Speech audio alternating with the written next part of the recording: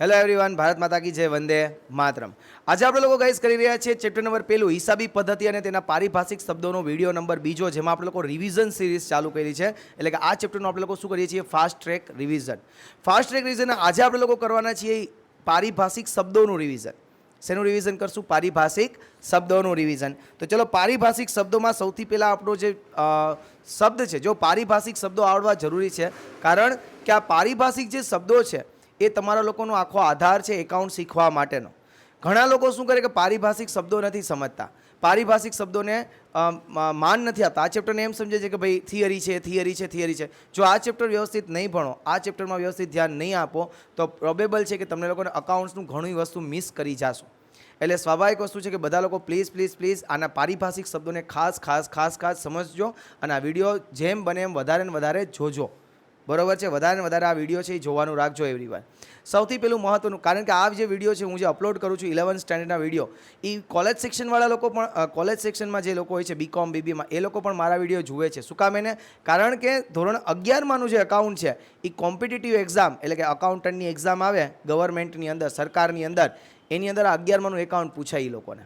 તો એ લોકો પણ આ વિડીયોઝને છે એ જોવે છે. એટલે તમે લોકો જો એ જોતા હોય તો તમે લોકો લકી છો કે તમે 11માં છુઓ, તમારી પાસે વિડીયો અવેલેબલ છે, તો તમે બધા લોકો આ વિડીયોને જોજો એવરીવન. ઓકે, ચલો, સૌથી પહેલો પારિભાષિક શબ્દને લઈએ છીએ ધંધાકીય વ્યવહાર. ધંધાકીય, પહેલાં તો વ્યવહાર એટલે શું? વ્યવહાર એટલે કે વસ્તુ કે સેવાના બદલામાં કાં તો વસ્તુ અને સેવાનો વિનિમય કરો, અથવા તો વસ્તુ કે સેવાના બદલામાં નાણાંનો વિનિમય કરો. એટલે કે હું તમને સેવા આપું, તમે મને નાણાં આપો, વ્યવહાર થયો. બરાબર છે? તો આ વ્યવહારને છે જો તમે નાણાંમાં માપી શકો, એટલે કે ધંધાનો વ્યવહાર હોય તો આને કહેવાય ધંધાકીય વ્યવહાર.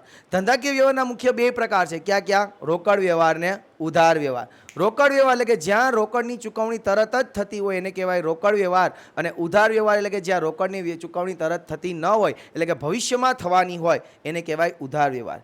ધંધાકીય વ્યવહારના બીજા 2 પણ છે પ્રકાર. ક્યાં ક્યાં? આર્થિક વ્યવહાર ને બિન આર્થિક વ્યવહાર. એટલે કે જે ધંધાકીય વ્યવહારને છે તમે નાણાંના સ્વરૂપમાં માપી શકો એને આર્થિક વ્યવહાર કહેવાય, અને જે વ્યવહારને તમે લોકો નાણાંના સ્વરૂપમાં માપી નથી શકતા એને કેવો કહેવાય? બિન આર્થિક વ્યવહાર. આઈ હોપ સો કે તમે લોકોને ધંધાકીય વ્યવહાર સમજાઈ ગયો. ધંધાકીય વ્યવહાર એટલે શું? તો કે વસ્તુ કે સેવાના બદલામાં વસ્તુ કે સેવાનું વિનિમય, અથવા વસ્તુ કે સેવાના બદલામાં નાણાંનું વિનિમય, એને કહેવાય ધંધાકીય વ્યવહાર. ધંધાકીય વ્યવહારના 2 પ્રકાર. ક્યાં ક્યાં? રોકડ વ્યવહાર ને ઉધાર વ્યવહાર. રોકડ વ્યવહાર એટલે કે જ્યાં નાણાંની ચૂકવણી કેવી થતી હોય? તુરત જ થતી હોય. ઉધાર વ્યવહાર એટલે કે નાણાંની ચૂકવણી તુરત થતી હોય નહીં, એ ચૂકવણી ક્યારે થાય? ભવિષ્યમાં. ધંધાકીય વ્યવહારના બીજા અન્ય 2 પ્રકાર. ક્યાં ક્યાં? આર્થિક વ્યવહાર ને બિન આર્થિક વ્યવહાર. જે વ્યવહારને નાણાંના સ્વરૂપમાં માપી શકાય એને કેવો વ્યવહાર કહેવાય? આર્થિક વ્યવહાર. જે વ્યવહારને નાણાંના સ્વરૂપમાં માપી ન શકાય એને કેવો વ્યવહાર કહેવાય? બિન આર્થિક વ્યવહાર. આઈ હોપ સો કે પહેલો આવડી ગયો. બીજું છે આપણી બનાવ. બનાવ એટલે શું? તો કે ધંધાકીય વ્યવહારને કારણે જે પરિણામ આવે એને કહેવાય બનાવ. ધંધાકીય વ્યવહારને કારણે જે પરિણામ આવે છે એને શું કહેવાય? બનાવ. જેમ કે 10,000 રૂપિયાનો માલ ખરીદ્યો અને આ માલ તમે લોકોએ 15,000માં વેચો, તો 5,000 રૂપિયાનો તમને શું થયો? નફો. આ 5,000નો જે નફો થાય છે એને શું કહેવામાં આવે છે? બનાવ. Clear everyone? ત્રીજો મહત્વનો શબ્દો આવે છે મૂડી. બહુ યાદ રાખવાના છે બધા પારિભાષિક શબ્દો, કારણ કે તો આ જ આવડશે તો જ એના અકાઉન્ટ્સમાં તમને લોકોને સમજાશે. આગળ તમને લોકોને આમનો એટલે કે બીજું ચેપ્ટર, ત્રીજું ચેપ્ટર, ચોથું તો જ સમજાશે જો તમને લોકોને પારિભાષિક શબ્દ આવડશે તો. એના પછી આવે છે એવરીવન મૂડી. મૂડી એટલે શું? તો કે ધંધાનો માલિક છે, ધંધાનો માલિક છે એ ધંધો ચલાવવા માટે, ધંધાનો માલિક ધંધો ચલાવવા માટે અથવા તો ધંધાનું વિસ્તરણ કરવા માટે, કાં તો ધંધો એને ચાલુ કરવો છે, કાં તો ધંધો એને મોટો કરવો છે, એના માટે શું કરે? તો કે ધંધામાં એ પોતે રોકડ લઈ આવે. શું લઈ આવે? ધંધામાં રોકડ લઈ આવે. ધંધામાં માલ લઈ આવે. શું લઈ આવે? ધંધામાં માલ લઈ આવે. ધંધામાં મિલકત લઈ આવે. શું લઈ આવે? ધંધામાં મિલકત લઈ આવે. ધંધામાં પોતાની અંગત આવક લઈ આવે. શું લઈ આવે? અંગત આવક લઈ આવે. એને ધંધા માટે શું કહેવાય? મૂડી કહેવાય. મૂડીનો મતલબ સમજી ગયો કે ધંધાનો માલિક ધંધો શરૂ કરવા અથવા તો ધંધાના વિસ્તરણ માટે ધંધામાં માલ, મિલકત, મૂડી, રોકડ જે પણ કાંઈ લઈ આવે છે, ધંધામાં માલ, મિલકત, રોકડ કે અંગત આવક લઈ આવે, એને ધંધા માટે આપણે લોકો શું કહીએ છીએ? મૂડી કહીએ છીએ. મૂડી એ ધંધાનું કેવું છે? દેવું છે. મૂડી ધંધાનું શું કહેવામાં આવે છે? દેવું. Clear everyone? મૂડીનો મતલબ સમજાઈ ગયો? મૂડી એટલે શું? તો કે ધંધાનો માલિક ધંધો શરૂ કરવા અથવા તો ધંધોને આગળ વધારવા માટે શું લઈ આવે? ધંધામાં રોકડ લઈ આવે, માલ લઈ આવે, મિલકત લઈ આવે કે અંગત આવક લઈ આવે. તો એ બધી વસ્તુ ધંધા માટે શું કહેવાય? આવક, મૂડી કહેવાય. તમને લોકોને બધાને મેં પહેલાંય કહી દીધું કે એકાઉન્ટ કેવું કહે છે કે માલિક અલગ છે, ધંધો અલગ છે. બરાબર? આપણું ક્લાસીસ અલગ છે અને ક્લાસીસના માલિક અલગ છે. સમજાણું? એનો મતલબ કે ક્લાસીસ એક અલગ વ્યક્તિત્વ, માલિક એક અલગ વ્યક્તિત્વ. જેમ હું બીજાને રૂપિયા ઉછીને આપતો હોઉં એવી જ રીતના મેં પણ ધંધાને પણ રૂપિયા શું આપ્યા કહેવાય? ઉછીના આપ્યા કહેવાય. એટલે ધંધા માટે એ શું શબ્દ બોલે છે? મૂડી. મૂડી સમજાઈ ગયો કે ધંધાનો માલિક ધંધામાં પોતાની અંગત આવક લઈ આવે, રોકડ લઈ આવે, માલ લઈ આવે કે મિલકત લઈ આવે. ભારત માતા કી જય, એને શું કહેવામાં આવે છે? મૂડી કહેવામાં આવે છે. Clear everyone? બીજો શબ્દ છે ઉપાડ. ઉપાડ એટલે શું? ઉપાડ એટલે મૂડીનું ઊંધું. ધંધાનો માલિક લઈ આવતો હતો તો મૂડી, લઈ જશે તો શું થશે? ઉપાડ. એટલે કે ધંધાનો માલિક છે ધંધામાંથી રોકડ લઈ જાય, માલ લઈ જાય, મિલકત લઈ જાય અને પોતાના અંગત ખર્ચા, હા યાદ રાખજો, પોતાના અંગત ખર્ચા એ ધંધામાંથી ચૂકવે તો એને શું કહેવાય? ઉપાડ કહેવાય. ઉપાડને કારણે માલિકની મૂડી છે એ શું થઈ જાય? ઘટી જાય છે. માનો કે માલિક છે એ આ ક્લાસીસ શરૂ કરવા માટે હું 5 લાખ રૂપિયા લઈ આવ્યો, એટલે ધંધાને મેં મૂડી આપી 5 લાખ રૂપિયાની. હવે ધંધો જ્યારે પ્રોફિટ કરવા માંડ્યો એટલે હું આ ક્લાસીસમાંથી 1 લાખ રૂપિયા મારા ઘરમાં લઈ ગયો, તો હવે મારી મૂડી કેટલી રહી? તો કે 5 લાખ હું લઈ આવ્યો હતો, એમાંથી 1 લાખ રૂપિયા હું લઈ ગયો છું, એટલે હવે મારી મૂડી કેટલી થઈ ગઈ? 4 લાખ રૂપિયાની થઈ ગઈ. સમજાણું? મૂડીને ઉપાડનો તફાવત. મૂડીમાં શું હોય? લઈ આવે, ઉપાડમાં લઈ જાય. ક્લિયર? શ્યોર? ઓકે. એના પછી આવે છે એવરીવન જવાબદારી. જવાબદારી એટલે શું? તો કે ચૂકવવા પાત્ર રકમ. જવાબદારીનો મતલબ શું છે? ચૂકવવા પાત્ર રકમ. એટલે કે આ ચૂકવવા પાત્ર એટલે તમારે કોઈકને રકમ ચૂકવવાની બાકી હોય એને કહેવાય ધંધાનું દેવું, ધંધાની જવાબદારી. ધંધાની દેવું ધંધાની જવાબદારી જો સંબંધના આધારે જોઈએ તો આંતરિક જવાબદારી ને બાહ્ય જવાબદારી. આંતરિક જવાબદારી એટલે શું? તો કે અંદરો અંદર રૂપિયા દેવાના બાકી હોય. અંદરો અંદર ધંધામાં રૂપિયા કોને દેવાના બાકી હોય? તો કે મૂડીના, એટલે કે માલિકના મૂડીના જે રૂપિયા છે એ અંદરો અંદર દેવાના બાકી છે, એટલે એને આંતરિક જવાબદારી કહેવાય. અને બાહ્ય જવાબદારી એટલે કે બહારનો કોઈ ત્રીજા વ્યક્તિને રૂપિયા ચૂકવવાના બાકી હોય. ત્રીજા વ્યક્તિને એટલે કે તમે ધંધારી બહારના વ્યક્તિ પાસેથી ઉધારમાં માલની ખરીદી કરી આવો, ઉધારમાં મિલકતની ખરીદી કરી આવો અને તમારે એના રૂપિયા ચૂકવવાના બાકી હોય તો એ તમારી કેવી જવાબદારી થઈ ગઈ છે? બાહ્ય જવાબદારી. સમયના આધારે જે જવાબદારીના પ્રકાર પાડીએ તો ચાલુ જવાબદારી ને બિનચાલુ જવાબદારી. ચાલુ જવાબદારી એટલે શું? તો કે જે જવાબદારીના નાણાં 1 વર્ષની અંદર ચૂકવી દેવા પડે એને ચાલુ જવાબદારી કહેવાય. 1 વર્ષની અંદર ચૂકવી દેવા પડે એને કઈ જવાબદારી? ચાલુ જવાબદારી. અને જે જવાબદારીના નાણાં 1 વર્ષ પછી ચૂકવવાના હોય એને કેવી કહેવાય? બિનચાલુ. માનો કે મારે કોઈ શિક્ષકોનો પગાર ચૂકવવાનો બાકી છે, મારી કેવી જવાબદારી? ચાલુ જવાબદારી, કારણ કે 1 વર્ષની અંદર મારે એને રૂપિયા ચૂકવી દેવા પડે, બાકી બીજી વાર અહીંયા લેક્ચર લેવા આવે નહીં. પણ માનો કે હું બેંકમાંથી લોન લઉં તો લોન કેટલા વર્ષની હોય? 2 વર્ષની હોય, 5 વર્ષની હોય, તો એ મારી કેવી જવાબદારી થઈ જાય છે? બિનચાલુ જવાબદારી થઈ જાય. સમજાય છે? જવાબદારી એટલે શું? જવાબદારી એટલે શું? જવાબદારી એટલે શું? ચૂકવવા પાત્ર રકમ અથવા તો ચૂકવવાની બાકી રકમ. આ ચૂકવવાની બાકી રકમ છે એ કેને આધારે થાય? શું કામ એને આપણે લોકોએ ચૂકવવા બાકી થઈ જાય? કાં તો આપણે લોકોએ માલની ઉધાર ખરીદી કરી હોય, કાં તો મિલકતની ઉધાર ખરીદી કરી હોય, કાં તો આપણે બેંકમાંથી લોન લીધી હોય, કાં તો કોઈ વ્યક્તિ પાસેથી આપણે નાણાં ઉછીના લીધા હોય, કાં તો છે આપણે લોકોએ ખર્ચાના ચૂકવવાના બાકી હોય, તો આપણા ધંધાનું એ બધું વસ્તુ શું થઈ જાય? દેવું થઈ જાય, જવાબદારી થઈ જાય. દેવું એટલે કે જવાબદારી. જવાબદારીના સંબંધના આધારે 2 પ્રકાર પાડ્યા આપણે. કઈ? આંતરિક જવાબદારીને બાહ્ય જવાબદારી. સમયના આધારે 2 પ્રકાર પાડ્યા, ચાલુ જવાબદારીને બિનચાલુ જવાબદારી. ચાલુ જવાબદારી એટલે કે જે જવાબદારી નાણાં 1 વર્ષની અંદર ચૂકવી દેવા એને ચાલુ જવાબદારી, અને જે જવાબદારીના નાણાં 1 વર્ષ બાદ ચૂકવવામાં આવે છે એને એટલે કે સામાન્ય રીતે એનો સમયગાળો 1 વર્ષથી 20 વર્ષ સુધીનો પણ હોઈ શકે, એને આપણે લોકો કયું કહીએ? બિનચાલુ જવાબદારી. Clear everyone? ઓકે. એના પછી નવો ટોપિક આપણે જોઈએ એટલે કે મિલકત. 2 મિનિટ પોઝ કરી દે. પોઝ. પછી હવે આપણે લોકો નેક્સ્ટમાં જોઈએ છીએ તો કે મિલકતો. ટોપિકનું નામ છે મિલકતો. મિલકતો એટલે શું? તો કે ધંધાની એવી વસ્તુઓ કે જેનું અંદાજિત આયુષ્ય છે, જે ખરીદવાનો હેતુ, જે વસ્તુ ખરીદવાનો હેતુ ફરી એને વેચવાનો નથી, જે ધંધામાં આપણને શું થાય છે? ઉપયોગી થાય છે, જેનું અંદાજિત આયુષ્ય છે, જેની કંઈક ભંગાર કિંમત છે, એને આપણે લોકો શું કહીએ છીએ? મિલકતો. મેં તમને 2 વસ્તુ શીખવાડી હતી કે મિલકતો ટોપિક શીખતા પહેલાં તમારે લોકોએ 2 વસ્તુનો તફાવત જાણવો જરૂરી છે. એક માલ અને બીજી મિલકત. એટલે કે આમ તો જુઓ તો 3 વસ્તુ થાય: માલ, મિલકત ને ખર્ચા. 3 વસ્તુ શીખવાની ખરેખર એક આરે જરૂર છે. માલ એટલે શું? તો કે જેનો વેપારી ધંધો કરતો હોય એ વસ્તુની એ ખરીદી કરે તો એને માલ કહેવાય. વેપારી જે વસ્તુનો ધંધો કરતો હોય, માનો કે ફર્નિચરનો વેપારી છે તો એ ફર્નિચર લઈ આવે તો એના માટે એ માલ કહેવાય. પણ ફર્નિચરનો વેપારી છે એ એસી લઈ આવે તો એના માટે મિલકત કહેવાય. શું કામ એને? કારણ કે એનો એસી વેચવાનો ધંધો નથી, એનો ધંધો શેનો છે? ફર્નિચર વેચવાનો છે. સમજાણું? એટલે જ્યારે માલની આપણે લોકો શબ્દના પછી ઘણો આગળ જોયું કે ખરીદી. ખરીદી એટલે શું? બરાબર. એકાઉન્ટમાં ખરીદી કોને કહેવાય? તો કે વેપારી જે વસ્તુનો વેપાર કરતો હોય એ માલની ખરીદી કરી આવે એને એકાઉન્ટમાં ખરીદી કરશું. પણ વેપારી કોઈ મિલકતની ખરીદી કરી આવે તો એને ખરીદી ન કહેવાય, એને શું કહેવાય? મિલકત કહેવાય. કે મિલકત આપણા ધંધામાં આવી. ખરીદી આવી નથી, માલ નથી આવ્યો, શું આવી છે? મિલકત. એવી રીતના માનો કે કોઈ ખર્ચો છે, સ્ટેશનરી ખર્ચો, બરાબર, ફર્નિચરનો વેપારી હોય, એ બુક્સ ઓફ અકાઉન્ટ એટલે કે પોતાના એકાઉન્ટ લખવા માટે એ ઓલા લાલ કલરના પૂઠાવાળા ચોપડા લઈ આવે, તો એ માલે નથી કારણ કે એ વેચતો નથી. બીજું એનું આયુષ્ય કંઈ 1-2 વર્ષ છે ને એટલે મિલકત પણ નથી. એ શું છે? એક પ્રકારનો ખર્ચો છે. સ્ટેશનરીને આપણે શું કહેશું? ત્યારે ખર્ચ કહેશું. તો તમને લોકોને આ ખબર હોવી જોઈએ કે મિલકત કોને કહેવાય, માલ કોને કહેવાય અને ખર્ચ કોને કહેવાય. મિલકત એટલે કે ધંધાની એવી વસ્તુ કે જેનું અંદાજિત આયુષ્ય છે, જે ખરીદવાનો હેતુ ફરીથી એને વસ્તુ વેચવાનો નથી, જેની કંઈક ભંગાર કિંમત છે, એને આપણે લોકો મિલકત કહીએ છીએ. મિલકતના આમ જુઓ તો 3 પ્રકાર છે. કેમ જુઓ તો? આમ જુઓ તો 3 પ્રકાર છે. કયા કયા? બિનચાલુ, ચાલુ, અવાસ્તવિક.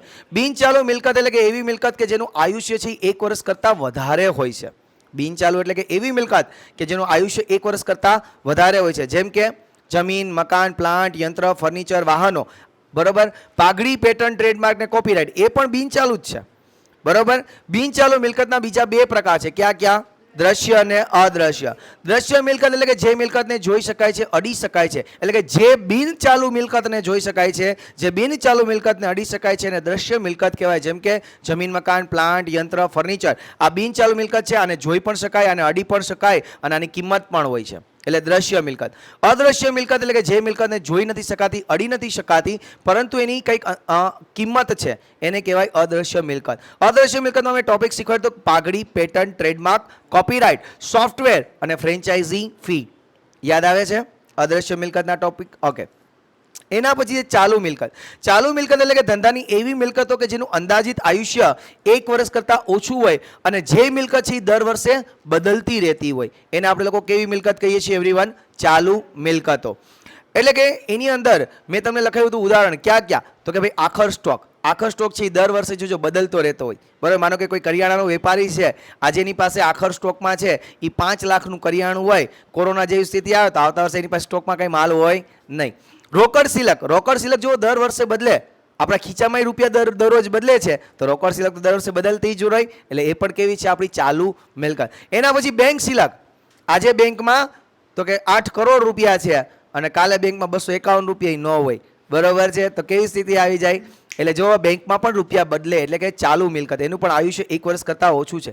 એના પછી દેવાદાર. દેવાદાર એટલે કોણ? તો કે જેની પાસે, જેને આપણે લોકોએ ઉધાર વેચાણ કર્યું હોય એ આપણા ધંધાનો શું બની જાય છે એવરીવન? દેવાદાર બની જાય છે. જેને આપણે લોકોએ ઉધાર વેચાણ કર્યું હોય એ આપણા ધંધાનો શું બની જાય છે? દેવાદાર. તો દેવાદારે જુઓ, આજ હું તમારા બધા પાસે રૂપિયા માગું છું, 1 લાખ રૂપિયા. ભવિષ્યમાં એવું બને કે તમને રૂપિયા ચૂકવી દો તો પછી મારે તમારી પાસે કંઈ માગવાનું રહેતું નથી. તો આનું પણ આયુષ્ય જુઓ કેટલું છે? 1 વર્ષ કરતાં ઓછું છે. દર વર્ષે બદલતું રહે છે, કદાચ દરરોજ બદલતા રહે છે, એટલા માટે આને ચાલુ મિલકત કહેવામાં આવે છે. આઈ હોપ છો કે તમને ચાલુ મિલકત સમજાઈ ગઈ. ચાલુ મિલકત એટલે કે એવી મિલકત કે જેનું અંદાજિત આયુષ્ય 1 વર્ષ કરતાં ઓછું છે, જે કાં તો દરરોજ અથવા તો દર વર્ષે બદલતી રહેતી હોય છે. આમ તો દરરોજ જ કહેવાય.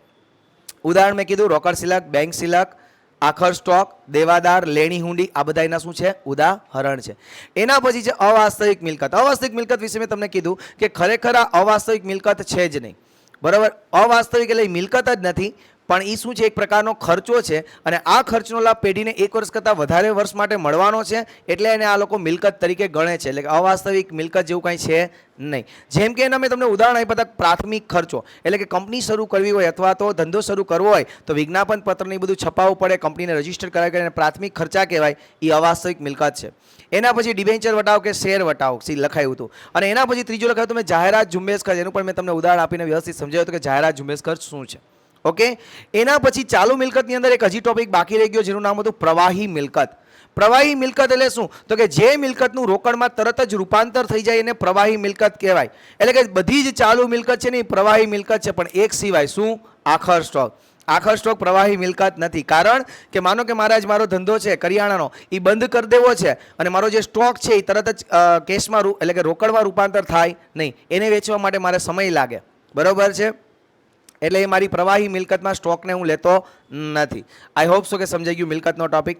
મિલકતના 3 પ્રકાર. પહેલું બિનચાલુ, ચાલુ ને અવાસ્તવિક. બિનચાલુના બીજા 2 પ્રકાર, દ્રશ્ય ને અદ્રશ્ય. ચાલુની અંદર એક આપણે મહત્વનો ટોપિક શીખવા કઈ? પ્રવાહી મિલકત. પ્રવાહી મિલકત બધી ચાલુ મિલકત પ્રવાહી મિલકત છે, એક સિવાય. શું? આખર સ્ટોક. અવાસ્તવિક મિલકત એટલે કે એવી મિલકત, કેવી મિલકત કે જે ખરેખર એક મિલકત નથી પણ એક પ્રકારનો ખર્ચો છે કે જેનો લાભ પેઢીને 1 વર્ષ કરતાં વધારે વર્ષ માટે મળવાનો છે. આઈ હોપ સો કે સમજાઈ ગયું બધાને. ક્લિયર મિલકતનો ટોપિક? ઓકે. એના પછી આવકો. આવકો એટલે કે ધંધા દ્વારા જ્યારે નાણાં મળતા હોય, ધંધાના વ્યવહારના પરિણામે નાણું મળે, ધંધાના અલગ અલગ વ્યવહારના પરિણામે આપણને નાણું મળે, તો જે નાણાં મળે છે એને આપણે લોકો શું કહીએ છીએ? આવક. આવકના બે પ્રકાર છે, એક છે મહેસૂલી આવક અને એક છે મૂડી આવક. જે આવક તમને રેગ્યુલર મળતી હોય, નિયમિત મળે, એને મહેસૂલી આવક કહેવાય, અને જે આવક તમને નિયમિત નથી મળતી પણ સંજોગોવશાત આકસ્મિક રીતે મળે છે એને મૂડી આવક કહેવાય. જેમ કે હું ધંધાનું વેચાણ કરું, હું માનો કે આજ કરિયાણાનો વેપારી છું અને માલ વેચું છું, તો મને દરરોજ રૂપિયા આવતા હશે, તો મારું વેચાણ છે એ મારી કેવી આવક છે? મહેસૂલી આવક છે.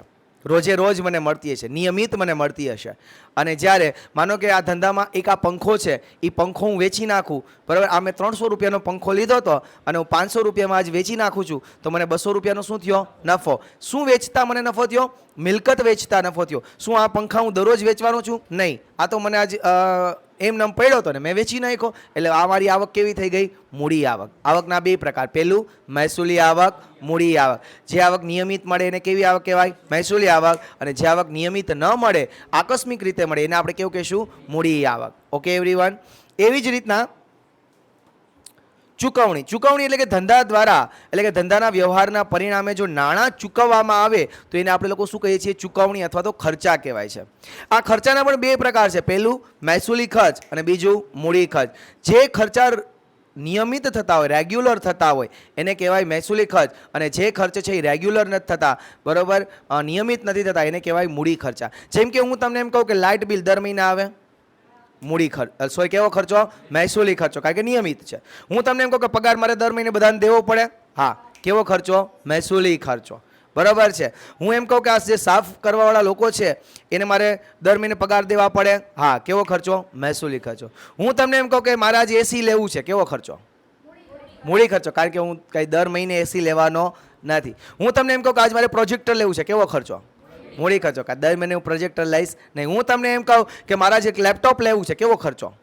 મૂડી ખર્ચો, કારણ કે હું દર મહિને લેપટોપ લેવાનો નથી. Okay everyone, I hope so કે તમને લોકોને ખબર પડી ગઈ કે મહેસૂલી ખર્ચા કોને કહેવાય અને મૂડી ખર્ચા કોને કહેવાય. આવક એટલે કે ધંધાના વ્યવહારના પરિણામે જો નાણાં મેળવે ધંધો તો એને આવક કહેવાય. આવકના બે પ્રકાર, પહેલું મહેસૂલી આવક, બીજું મૂડી આવક. ખર્ચા એટલે કે ચૂકવણીઓ. ચૂકવણી એટલે કે ધંધાના વ્યવહારના પરિણામે ધંધામાંથી રોકડ જાય અથવા તો નાણાંની ચૂકવણી થાય, એને કેવો કહેવાય? ચૂકવણી અથવા તો ખર્ચા. ખર્ચાના બે પ્રકાર, એક તો મહેસૂલી ખર્ચ, બીજા મૂડી ખર્ચા. મહેસૂલી ખર્ચ એટલે કે જે ખર્ચા છે નિયમિત થતા હોય એને મહેસૂલી ખર્ચ કહેવાય, અને જે ખર્ચા નિયમિત ન થતા હોય એને કેવા ખર્ચા કહેવાય? મૂડી ખર્ચા કહેવાય. એના પછી જે પ્રસારિત મહેસૂલી ખર્ચ એ આપણે લોકો જોઈ લો, અવાસ્તવિક મિલકત બરાબર પ્રસારિત મહેસૂલી ખર્ચ. એના પછી ખર્ચા એટલે કે જે ખર્ચેલ રકમનો લાભ છે એ પેઢીને જે તે વર્ષ માટે મળતો હોય એને ખર્ચેલ રકમ કહેવાય. મતલબ શું સમજાવું હું તમને એવરીવન, કે માનો કે આજે કઈ તારીખ છે? આજે કયો મહિનો છે? ઓગસ્ટ મહિનો ને. મારું જે વાર્ષિક હિસાબનું વર્ષ 31 માર્ચે પૂરું થાય. જનરલી એવું હોય છે અકાઉન્ટમાં, હિસાબો જે લોકો લખતા હોય ને એનું વર્ષ એ 1 એપ્રિલથી ચાલુ કરે અને 31 માર્ચે એનું વર્ષ શું કરી દે? એ લોકો પૂરું કરી દે. સમજાણું? હવે આજે ઓગસ્ટ મહિનો છે અને ઓગસ્ટ મહિનામાં મેં એક વીમો લીધો. મારા અહીંયા માલ ગોડાઉનમાં આપણો માલ પડ્યો હતો અને એનો આપણે વીમો લીધો. વીમો જનરલી કેટલા મહિનાનો હોય? 12 મહિનાનો હોય. કેટલા મહિનાનો હોય? 12 મહિનાનો. તો આ ઓગસ્ટ મહિનો છે એટલે મારે આ ઓગસ્ટ લઈને આવતી ઓગસ્ટ સુધીનો મેં ખર્ચો ચૂકવી દીધો. હવે સ્વાભાવિક વસ્તુ તમે વિચારો કે આ વર્ષ મારું પૂરું ક્યારે થાય? 31 માર્ચ, એટલે કે August, September, October, November, December, January, February, March, એટલે 8 મહિના જ મારો આ ખર્ચો ગણાશે. આ વર્ષનો મારો ખર્ચો ખાલી કેટલાનો ગણાશે? 8 મહિનાનો જ. અને 4 મહિનાનો ખર્ચો મારો આગલા વર્ષનો છે. સમજાય ટોટલ હું સમજાવવા માગું છું? એટલે એનો મતલબ એવો થયો કે જે ખર્ચેલ રકમનો લાભ તમને આ વર્ષ માટે મળતો હોય, ચાલુ વર્ષ માટે મળતો હોય, એને કહેવાય ખર્ચેલ રકમ. બરોબર છે એવરીવન? એને કહેવાય ખર્ચ. ઉપજ એટલે કે માલનું કે સેવાનું તમે વેચાણ કરો અને તમને લોકોને જે આવક મળે છે એને તમારે લોકોને શું કહેવામાં આવે છે એવરીવન? ઉપજ કહેવાય છે. ઉપજ છે એ કાં તો રોકડેથી પણ હોઈ શકે અને ઉપજ છે એ ઉધાર, એટલે કે તમારી પાસે કોઈ પાસેથી રૂપિયા લેવાના બાકી હોય તો એ પણ તમારી શું બની જાય છે એવરીવન? ઉપજ. એના પછી છે નફો. અહીંયા નફાની જે વાત કરી છે ને, નફાના બે પ્રકાર છે, એક મહેસૂલી નફો અને બીજો છે મૂડી નફો. મહેસૂલી નફો એટલે શું? તો કે મહેસૂલી જે આવક છે એમાંથી મહેસૂલી ખર્ચને માઇનસ કરો. મહેસૂલી આવક એટલે કે નિયમિત આવક હોય એમાંથી નિયમિત ખર્ચને બાદ કરો તો તમને મહેસૂલી નફો મળે. મૂડી નફો એટલે કે તમે કોઈ મિલકત વેચો ને તમને નફો થાય એને શું કહેવાય? મૂડી નફો. સમજાઈ ગયું ગાઈસ? મહેસૂલી નફો અને મૂડી નફો, બરાબર છે. એટલે કે માનો કે મને આ ક્લાસની ફી આવી 11માની, સપોઝ કરો 2 લાખ રૂપિયા, અને એમાંથી મેં શિક્ષકોનો પગાર ચૂકવો 80,000 રૂપિયા મહેસૂલી આવક. હું તમને લોકોને ભણાવું છું અને તમે મને જે ફીઝ આપો છો એ મારી કેવી આવક છે? મહેસૂલી આવક, કારણ કે નિયમિત છે. શિક્ષકોને હું પગાર આપું છું એ મારા કેવો ખર્ચ છે? મહેસૂલી ખર્ચ, કારણ કે નિયમિત છે. તો 2 લાખમાંથી 80,000 માઇનસ કરો એટલે મને આ 11માની બેચના રૂપિયા કેટલા વધ્યા? 1,20,000. આ જે 1,20,000 રૂપિયા બચે છે એ મારી કેવી આવક છે? મહેસૂલી આવક. ક્લિયર એવરીવન બધાને? આ મારી કેવી છે? મહેસૂલી આવક. સમજાય છે હું શું સમજાવવા માગું છું? મહેસૂલી નફો કહેવાય એને. ઓકે, એટલે મહેસૂલી નફો. મૂડી નફો એટલે કે મિલકત વેચતા થયેલ નફો, એને શું કહેવાય? મૂડી નફો. એના પછી નુકસાન. નુકસાન એટલે શું? નુકસાન પણ બે પ્રકાર, મહેસૂલી નુકસાન ને મૂડી નુકસાન. મહેસૂલી નુકસાન એટલે શું? એટલે કે જો મારા ખર્ચા વધી જાય, મહેસૂલી ખર્ચ મારો વધી જાય મહેસૂલી આવક કરતાં. અહીંયા કેવું છે? મહેસૂલી ખર્ચ. માનો કે આ બેચનું કલેક્શન થયું 80,000 રૂપિયાનું, અને આ બેચનું મારે પેમેન્ટ કરવાનું છે 1.5 લાખ રૂપિયાનું સાહેબોને. તો સમજો કે આ 80,000 રૂપિયા મારી આવક થઈ, મહેસૂલી આવક મારી 80,000 રૂપિયા થઈ, અને મારે મહેસૂલી ખર્ચ એટલે કે સાહેબોના પગાર દેવાના છે 1,50,000, તો 70,000 રૂપિયાનું મને નુકસાની જશે. આને હું શું કહીશ? નુકસાન કહીશ. શું કહીશ? નુકસાન. એટલે કે મહેસૂલી ખર્ચ વધી જાય મહેસૂલી આવક કરતાં, એને કહેવાય નુકસાન. મૂડી નુકસાન એટલે શું? માનો કે આ પંખો જે છે મેં 300 રૂપિયાનો લીધો, અહીંયા હજી ફિટ કર્યો ને ખબર પડી કે ડીચીક ડીચીક ડીચીક ડીચીક અવાજ આવવા માંડ્યો છે, એટલે મેં પંખો ઉતાર્યો. મેં કીધું આ પંખો આપણને જોઈએ જ નહીં, ક્લાસમાં ડિસ્ટર્બન્સ કરે છે. ત્યાં એક છોકરો બેઠો હતો, સર કે પંખો દેવો જ તમારે, મને બોલો કે હું રિપેર કરીને આલીશ. મેં કીધું હાલ લઈ જા. તું કેટલા આપીશ? સર કે 100 રૂપિયા આપીશ. મેં કીધું અરે યાર શું વાત કરે છે, 300 રૂપિયાનો મેં પંખો લીધો છે ને તું મને 100 રૂપિયા સાહેબ જોતા છે, બાકી એમાંથી એ રહ્યો. મેં કીધું આ કાંઈ વાંધો નહીં, ચાલ કોરોનાનો સમય છે, ઉપાડ હાલ પંખાને. એટલે સમજો તમે લોકો દોસ્તો કે 300 રૂપિયાનો પંખો હતો, મેં એને 100 રૂપિયામાં આપી દીધો, મને 200 રૂપિયાની નુકસાની ગઈ. પણ ક્યારે નુકસાની ગઈ? મિલકત વેચી તો. ક્યારે નુકસાની ગઈ? મિલકત વેચી તો. તો આ મારું શું થઈ ગયું? મહેસૂલી નુકસાન. ક્લિયર એવરીવન બધાને? ઓકે, એના પછી આવે છે લાભ. લાભ એટલે શું? તો કે નફો બરાબર લાભ. નફો બરાબર લાભ. એના પછી આવે છે વેચાણ. વેચાણ એટલે શું? મેં તમને શીખવાડ્યું હતું કે વેપારી છે.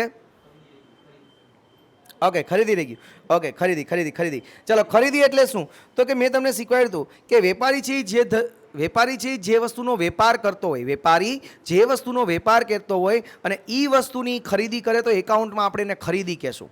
યાદ કરો, મેં કીધું હતું કે વેપારી જે માલનો વેપાર કરતો હોય, એટલે કે કરિયાણાનો વેપારી છે, માનો કે ઘઉંનો વેપાર કરતો હોય તો એ ઘઉં લઈ આવે તો એને શું કહેવાય? ઘઉંની ખરીદી કહેવાય. શું કહેવાય? ખરીદી કહેવાય. પણ કરિયાણાનો વેપારી છે એ એસી લઈ આવે તો એ મિલકતની ખરીદી છે, એને ખરીદી કહેવાય નહીં. ખરીદીનો અહીંયા સ્પેસિફિક શબ્દ શું છે? તો કે જે વસ્તુનો વેપાર કરતા હોય એ જ વસ્તુ તમે માલ બહારથી લઈ આવો તો એને ખરીદી કહેવાય. ખરીદી બે રીતના હોઈ શકે, કાં તો રોકડે ખરીદી થાય અને કાં તો ઉધાર પણ ખરીદી થાય. જો તમારી ઇમેજ સારી હોય, તમારું નામ સારું હોય તો તમે લોકો રોકડ ઉધાર ખરીદી પણ કરી શકો. એના પછી છે વેચાણ. વેચાણ એટલે શું? તો કે વેપારી જે વસ્તુનો વેપાર કરતો હોય, નિયમિત રીતે વેપાર કરતો હોય, નિયમિત જેમાંથી આવક મેળવતો હોય એને વેચાણ કહેવામાં આવે છે. બરાબર? માનો કે હું અહીંયા છે, આ ચલો આપણે કરિયાણાનો વેપારી છે, એ ઘઉં વેચે તો એના માટે શું કહેવાય? વેચાણ કહેવાય. એ શું કહેવાય? વેચાણ કહેવાય. પણ કરિયાણાનો વેપારી છે એ પોતાનું જૂનું ફર્નિચર વેચી નાખે તો ફર્નિચરનું એને વેચાણ કહેવાશે નહીં. એ ફર્નિચર એના માટે મિલકત ગઈ એવો શબ્દ વાપરવામાં આવશે. ઓકે, સમજાણું? આ ખરીદી અને વેચાણ છે. અને મેં તમને ખરીદી, મિલકતની ખરીદી અને ખર્ચનો ડિફરન્સ પણ લખાયો હતો, યાદ હોય તો તમે લોકોએ જો લખ્યું હોય તો મેં એ પણ તમને લોકોને લખાવેલું છે એવરીવન. એના પછી માલનો સ્ટોક. માલનો સ્ટોક એટલે શું? તો કે વર્ષ દરમિયાન ખરીદેલો જે માલ છે એમાંથી જે માલ વેચાયા વગરનો પડ્યો રહ્યો છે એનો માલનો સ્ટોક કહેવાનો. માનો કે મેં 1 લાખનો માલ લીધો તો મૂળ કિંમતે, મેં મૂળ કિંમતે 1 લાખનો માલ લીધો હતો, એમાંથી 75,000નો માલ હું 90,000માં વેચું છું. પણ માલ કેટલાનો હતો? 75,000નો હતો. મેં 90,000માં વેચ્યો, પણ એની મૂળ કિંમત કેટલી હતી? 75,000. એટલે કે 1 લાખનો માલની મેં ખરીદી કરી, 75,000નો મેં માલ વેચ્યો, તો હજી મારી પાસે બચ્યો છે કેટલો? 25,000 રૂપિયાનો માલ. આ 25,000 રૂપિયાનો જે માલ મારી પાસે બચી ગયો છે એને હું શું કહીશ? માલનો સ્ટોક કહીશ. સ્ટોક. ઓકે. એના પછી છે દેવાદારો. દેવાદારો એટલે કોણ? તો કે દેવાદારો એટલે કે ધંધાના એવા વ્યક્તિ કે જેને ધંધાએ ઉધારમાં માલ વેચ્યો છે.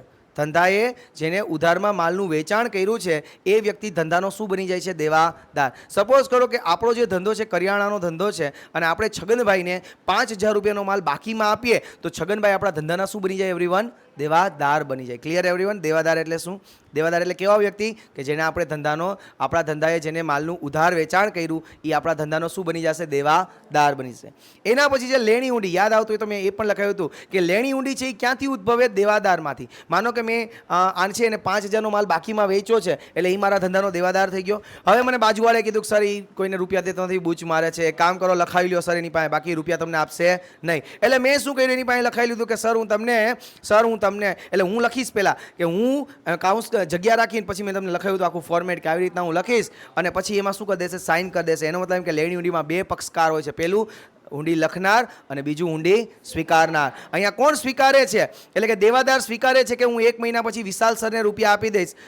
દેવાદાર સ્વીકારે છે કે હું વિશાલ સરને 1 મહિના પછી રૂપિયા આપી દઈશ. એટલે કે દેવાદાર સ્વીકારશે ઊંડીને કે હું વિશાલ સરને 1 મહિના પછી રૂપિયા આપી દઈશ. એટલે કે લેણી ઊંડીમાં 2 પક્ષકાર હોય છે. કે ઊંડી લખનાર, એટલે ઊંડી લખનાર કોઈ છે તો કે સામે આપણો વેપારી, આપણે ધંધાદારી, અને દેવાદાર છે ઊંડીને સ્વીકાર કરશે. ઊંડીમાં શું હશે તો કે નિયમિત તારીખ, એટલે કે નિયત કરેલી ચોક્કસ તારીખે દેવાદાર છે એ ધંધાને રૂપિયા ચૂકવવા માટે બંધાયેલ હોય છે. આ લેણી ઊંડી છે એ ધંધાની આપણે લોકો ચાલુ મિલકત કહેશું. શું કહેશું? ચાલુ મિલકત. એના પછી છે ગાઈઝ લેણદાર. લેણદાર એટલે શું તો કે જેવી રીતના આપણે લોકો ઉધાર માલનું લેણું એટલે કે રૂપિયા આપણે લેવાના બાકી હોય. રૂપિયા આપણે કોઈ પાસેથી લેવાના બાકી હોય ને લેણું કહેવાય. કોની પાસેથી આપણે રૂપિયા લેવાના બાકી હોય વિચારો તમે? તો કે સૌથી પહેલો દેવાદાર, જેને આપણે ઉધાર માલનું વેચાણ કર્યું છે એની પાસેથી આપણે રૂપિયા લેવાના બાકી છે. બીજું લેણી ઊંડી કે જેની પાસે આપણે લખાયું હોય કોઈ પાસે કે હું તમને રૂપિયા આપી દઈશ, તો એ પણ આપણું લેણું છે. ત્રીજું, કોઈ ખર્ચ આપણે અગાઉથી ચૂકવી દીધો હોય. કોઈ ખર્ચ અત્યારે હતો નહીં પણ છતાં આપણે અગાઉથી ચૂકવી દીધો છે, બરાબર. માનો કે ચાવાળા કાકા આવે અને મને કહે કે ભાઈ મારે ઘરે પ્રસંગ છે તો એક કામ કરો ને તમે મને એડવાન્સમાં રૂપિયા આપી શકો. હું એને 5,000 રૂપિયા એડવાન્સમાં આપી દઉં. હું એમ કહું કે કાકા કાંઈ વાંધો નહીં, આગામી 3-4 મહિના સુધીની જે ચાનું બિલ થાય ને આમાંથી વાળી લેજો. તો 5,000 રૂપિયા હું એડવાન્સમાં આપી દઉં છું, અગાઉથી આપી દઉં છું, તો એ પણ મારું શું છે? લેણું છે એવરીવન. અને એના પછી કોઈ આવક મળવાની બાકી હોય. માનો કે હું આને પાસે ફી માગતો હોય, કાલે ભાઈ ફી ભર દે સર, હું કાલે દઈ દઈશ સર, હું કાલે દઈ દઈશ સર, હું કાલે દઈ દઈશ. એટલે જ્યાં સુધી મને ફી ન આપે ત્યાં સુધી મારું શું થઈ ગયું? એ લેણું થઈ ગયું. એટલે કે મળવા બાકી આવક એ પણ મારા ધંધાનું શું છે એવરીવન? લેણું છે. Clear everyone? હું શું કહેવા માગું છું? ઓકે. એના પછી આવે છે લેણદારો. લેણદારો એટલે શું તો કે જેમ ધંધો છે એ માલનું ઉધાર વેચાણ કરતો હોય એવી રીતના ધંધો છે એ માલનું ઉધાર ખરીદી પણ કરતો હોય. એટલે કે હું જેની પાસેથી માલની ઉધાર ખરીદી કરું છું એ વ્યક્તિ અથવા એ પેઢી મારા ધંધા માટે શું બની જાય છે? લેણદાર બની જાય છે. એટલે કે જે વ્યક્તિ પાસેથી અથવા તો જે પેઢી પાસેથી ધંધો છે એ માલની ઉધાર ખરીદી કરે છે તે વ્યક્તિ, તે પેઢી ધંધાનો શું બની જાય છે? લેણદાર બની જાય છે એવરીવન. સમજાય છે હું શું સમજાવવા માંગુ છું? લેણદાર એટલે કે માનો કે આપણા ધંધાએ સામજી કાકા પાસેથી 10,000નો માલની ઉધાર ખરીદી કરી, તો સામજી કાકા આપણા ધંધાના શું બની ગયા? લેણદાર બની ગયા. એના પછી આવે છે ગાઈસ દેવી હુંડી. દેવી હુંડી પણ લેણી હુંડીની જેમ જ 2 પક્ષકાર હોય, ઊંડી લખનાર ને ઊંડી સ્વીકારનાર. પણ આ દેવી હુંડીનો જે સંબંધ છે એ ક્યાંથી ઉદ્ભવે છે? લેણદારમાંથી ઉદ્ભવે છે. સપોઝ કરો કે મારે સામજી કાકાને 10,000 રૂપિયા દેવાના હતા. સામજી કાકા કે તારી ઉપર વિશ્વાસ નથી, મને એક કામ કર, તું લખી દે. એટલે કે હું લખું છું ને તું સાઇન કરી દે કે હું સામજી કાકાને 1 મહિના પછી 10,000 રૂપિયા આપી દઈશ. કાંઈ વાંધો નહીં, સામજી કાકા લખશે અને સ્વીકારશે. કોણ સ્વીકારશે? અહીંયા હું સ્વીકારીશ. લખશે કોણ? આ વખતે ઊંડી કોણ લખશે? સામજી કાકા. એટલે કે સામેવાળો પક્ષકાર લેણદાર ઊંડી લખશે અને આપણે લોકો ઊંડી સ્વીકારશું. શું લખશે ઊંડીમાં? તો કે ઊંડીમાં નિયત તારીખે, એટલે કે ચોક્કસ તારીખે રૂપિયા ચૂકવી દેવાનું આપણે કબૂલ કર્યું હશે. કે નિયત તારીખે એટલે કે ચોક્કસ તારીખે આપણે લોકો રૂપિયા ચૂકવી દેશું એવું આપણે લોકો ઊંડીમાં લખેલું હોય છે, જેને કહેવાય દેવી હુંડી. દેવું એટલે શું? દેવું એટલે કે જ્યારે રૂપિયા ચૂકવવાના બાકી હોય છે. આપણે રૂપિયા ચૂકવવાના કોઈને બાકી હોય ને દેવું કહેવાય. ક્યારે રૂપિયા ચૂકવવાના બાકી હોય? સૌથી પહેલો વ્યક્તિ કહો તો કે લેણદાર. લેણદારને આપણે રૂપિયા ચૂકવવાના બાકી હોય. આપણે માલની ઉધાર ખરીદી કરીએ, રૂપિયા ચૂકવવાના બાકી છે, બરોબર, લેણદાર. બીજું દેવી હુંડી, હમણાં જ વાત થઈ કે દેવી હુંડી એટલે રૂપિયા ચૂકવવાના બાકી છે. ત્રીજું, માનો કે કોઈ ખર્ચ મારે ચૂકવવાનો બાકી હોય, સાહેબોનો 2 મહિનાનો પગાર મારે ચૂકવવાનો બાકી હોય, તો એ પણ મારું શું થઈ જાય? દેવું. એટલે કે ખર્ચા ચૂકવવાના બાકી, દેવું. હવે માનો કે આમાંથી કોઈ વ્યક્તિ એવા હોય કે જેને 11માની સાથે સાથે 12માની પણ ફી જો મને આપી દે, બરોબર છે, તો અત્યારે મારે એને 11મું જ ભણાવવા માટે જવાબદાર છું. આ 12મા માટે નહીં પણ 12માની ફી એને મને વધારે આપી દીધી છે. એનો મતલબ એમ કે મને કોઈ આવક અગાઉથી મળી જાય તો એ પણ મારા ધંધા માટે શું થઈ જાય એવરીવન? દેવું થઈ જાય. એના પછી આવે છે ગાઈસ પડતર. પડતર એટલે મેં તમને કીધું કે કોઈ પણ માલ છે એ તૈયાર કરવા માટેનો જે તમામ ખર્ચો છે, કોઈ પણ માલનું ઉત્પાદન કરવા માટેનો તમામ ખર્ચો છે એને આપણે પડતર કહીએ છીએ. જેમ કે મેં તમને ઉદાહરણ આપ્યું હતું કે કોઈ એક પેન બનાવી હોય તો પેન બનાવવા માટે પ્લાસ્ટિક, પેન બનાવવા માટે ઇંક, પેન બનાવવા માટે બોલ પોઈન્ટ, એ બધાનો જો સરવાળો કરો એને શું કહેવાય? પડતર. પડતરમાં આપણે લોકો માલની જે માલ સામાન વપરાય છે એનો સરવાળો પ્લસ તમે જે મજૂરી ચૂકવી હોય એનો સરવાળો પ્લસ તમે અન્ય ખર્ચ કર્યા હોય એ પણ ઉમેરાઈ જાય છે. એના પછી આવે છે વાઉચર. મેં તમને કીધું હતું કે વાઉચર એટલે શું, તો કે એક પ્રકારનું બિલ, એક પ્રકારનું ઇનવોઇસ, એટલે કે વ્યવહારની શરૂઆત જ વાઉચરથી થાય છે, એકાઉન્ટિંગની શરૂઆત જ વાઉચરથી થાય છે. વાઉચર એ એક પ્રકારનો લેખિત દસ્તાવેજ છે કે જેના આધારે તમે લોકો હિસાબો લખો છો એવરીવન.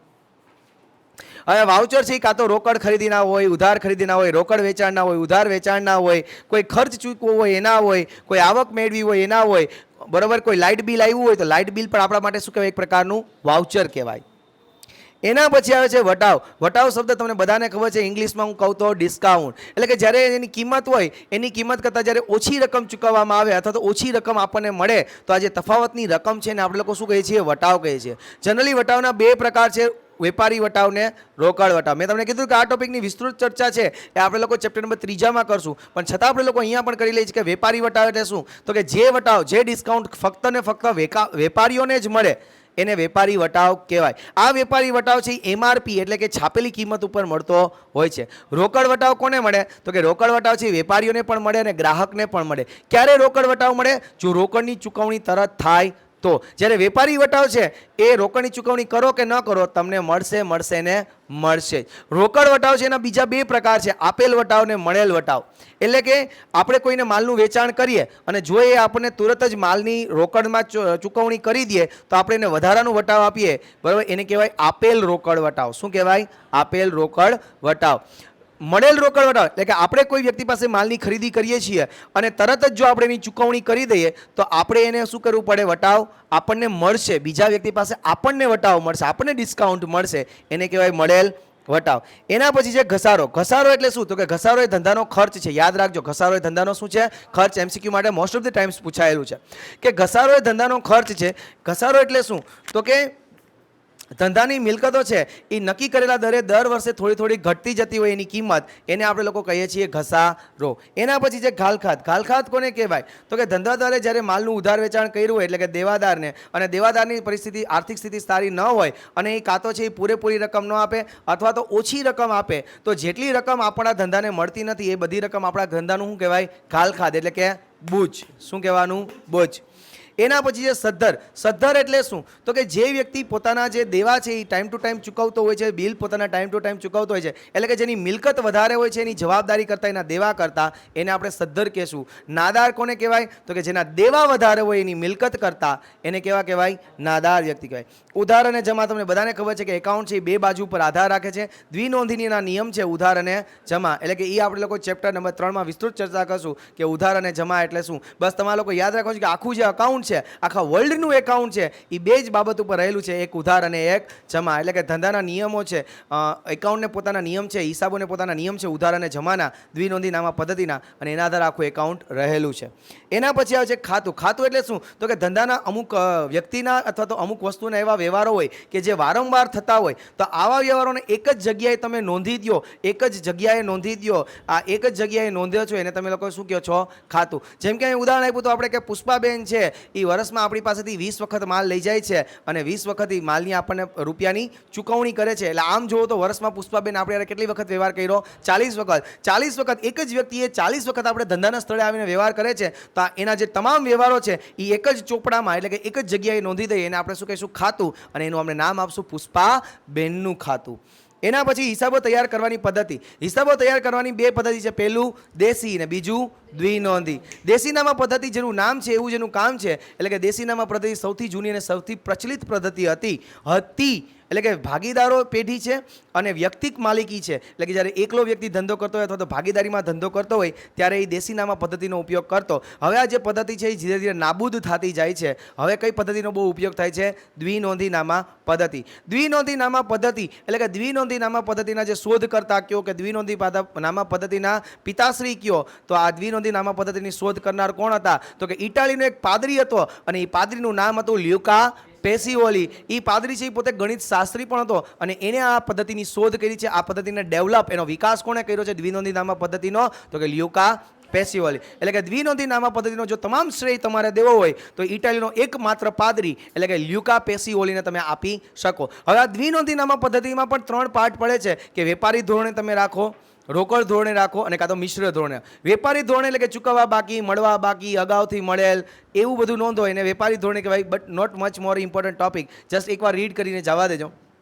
રોકડ ધોરણે એટલે શું? તો કે ગમે એટલા વર્ષના તમે લોકો રોકડ આવીને રોકડ ગઈ, બસ એ જ વ્યવહાર રાખો, એને રોકડ ધોરણે રાખવા કહેવાય. મિશ્ર એટલે કે આ બેયનું સંયુક્ત રાખો. ઇન્ડિયામાં આ મેથડ છે અલાઉડ નથી, મિશ્ર પદ્ધતિ ઇન્ડિયામાં અલાઉડ નથી. એના પછી છે હિસાબો તૈયાર કરવાના તબક્કા, એટલે કે કઈ રીતના આપણે હિસાબો તૈયાર કરશું. સૌથી પહેલાં હિસાબ લખવો હોય આપણે, માનો કે મારે લખવું છે કે 5,000ના માલની ખરીદી કરી, તો મને ખબર કેમ પડી કે 5,000ના માલની ખરીદી કરી? તો કે ખબર મને બિલ ઉપરથી પડે. એટલે એનો મતલબ એમ કે સૌથી પહેલાં મારી પાસે શું હોવું જોઈએ? વાઉચર, બિલ હોવું જોઈએ. એટલે કે વાઉચર મારી પાસે આવી ગયું પછી હું નક્કી કરીશ કે આ માલની મેં ખરીદી કરી છે કે માલનું મેં વેચાણ કર્યું છે. તો અહીંયા મને ખબર પડે કે વ્યવહારની હું શું કરીશ? ઓળખ કરીશ.